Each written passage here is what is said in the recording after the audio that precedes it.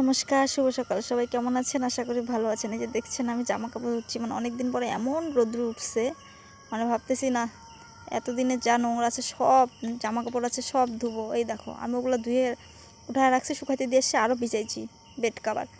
আর আমি ওকে খুঁজতেছি কই গেল, এই দেখো আইসা পাড়াইতেছে, মানে আমাকে যা দেখে তাই করে। তোমাদের বাড়ির বাচ্চা কাছে ওরকম নাকি যে মাকে যা দেখে তা বাচ্চারাই তাই করে? এই দেখো পরে ওগুলো ধোয়া হইলো, পরে চান টান করে এই যে মানে মাই রান্না করবে, তা আমি যে কচুলতিগুলো কাইটে দিতেছি। দেখছি গ্রামের বাড়ি, অথচ তাও এদের কিনা খাইতে হয়, সব কিছু কিনা খাইতে লাগে।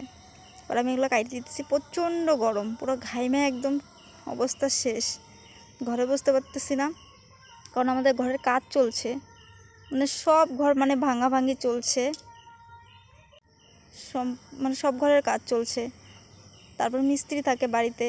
এই যে দেখো পরে এই যে খাসির মাংস নিয়ে আসছে 1 কেজি, ভাই আসছে, ওই যে দাদারা সবাই খাবে, তা বলতেছে তুই রান্না কর। এত গরমের মধ্যে যে আমি এখন রান্না করবো কচুলতিগুলো কাইটে।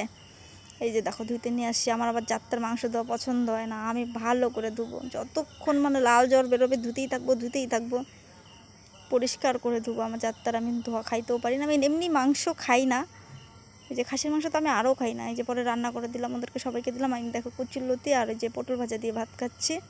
সবার খাওয়া হয়ে গেল, সবাইকে মানে ভিডিওতে নেই, সবাই পছন্দ করে না, তারপরে যে বিকেলবেলা আমি একটু জেঠিদের বাড়িতে আসলাম। এই দেখো আম সত্ত্ব দিছে কতগুলো, আমি আর বলতেছি এগুলো কে খাবে, জেঠু বলে খাবে।